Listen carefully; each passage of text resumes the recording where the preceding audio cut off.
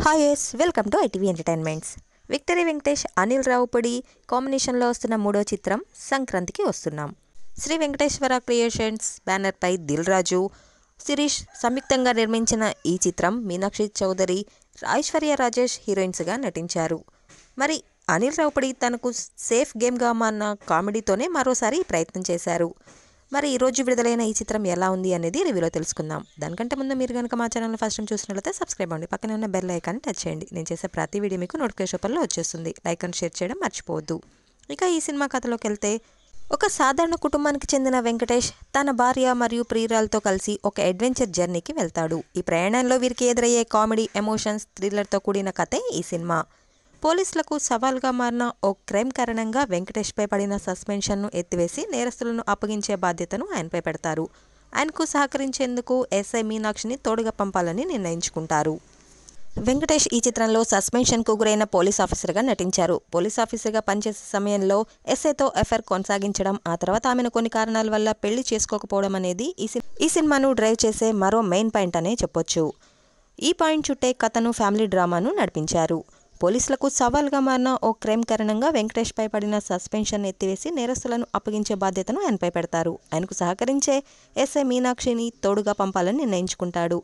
అయితే ఆ విషయం తెలిసిన ఆయన భార్య భాగ్యంకు అనుమానాలు వస్తాయి. తన కాపురంలోకి మళ్లీ ఆయన ప్రేయసి వస్తుందా అనే భయంతో కేసు విచారణకు తాను కూడా వస్తానని మొండికేస్తుంది.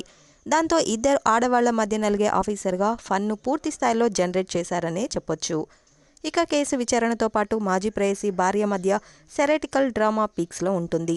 నలుగురు పిల్లలతో హెల్తీ కామెడీ చక్కగా పండిందనే చెప్పాలి. ఈ సినిమా భారీ ఓపెనింగ్ సాధించే అవకాశం, ఈ పండగకి మంచి కామెడీ, ఫ్యామిలీ ఎంటర్టైనర్ అనే సినిమా ఇదే అవుతుందని చెప్పొచ్చు.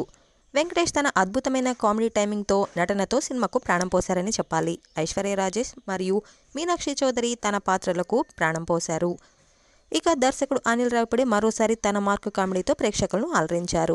సినిమా మొత్తం కామెడీతో నిండి ఉంటుంది. ప్రతి సన్నివేశం ప్రేక్షకులను నవ్వించేలా ఉంటుంది. కామెడీతో పాటు కొన్ని ఎమోషనల్ సన్నివేశాలు కూడా ఉన్నాయి. సినిమాలోని పాటలు బాగున్నాయి. ఎంటర్టైన్మెంట్తో సాగే డిఫరెంట్ జోనర్ను అటెంప్ట్ చేశారు. అయితే ఫ్యామిలీ డ్రామాతో పాటు క్రైమ్ ఎలిమెంట్స్ కూడా ఈ సినిమాకు ప్రధాన అస్త్రంగా మారాయనే చెప్పొచ్చు. ఈ సినిమా మొత్తం కామెడీతో నిండి ఉండడం, ప్రతి సన్నివేశం ప్రేక్షకులను నవ్వించేలా ఉండడం, కామెడీతో పాటు కొన్ని ఎమోషనల్ సన్నివేశాలు కూడా ఈ సినిమాకు ప్లస్ పాయింట్స్గా చెప్పొచ్చు.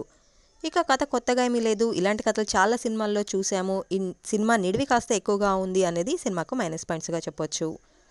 ఇక ఫైనల్గా సంక్రాంతికి వస్తున్నామనేది ఒక పక్కా ఫ్యామిలీ ఎంటర్టైనర్ అనే చెప్పాలి. వెంకటేష్ అభిమానులు మరియు కామెడీ సినిమాలు ఇష్టపడే వారికి ఈ సినిమా ఖచ్చితంగా నచ్చుతుంది. ఇక ఫైనల్గా ఒక fun field comedy family entertainer అనే సినిమాను చెప్పొచ్చు. Thank you for watching this video.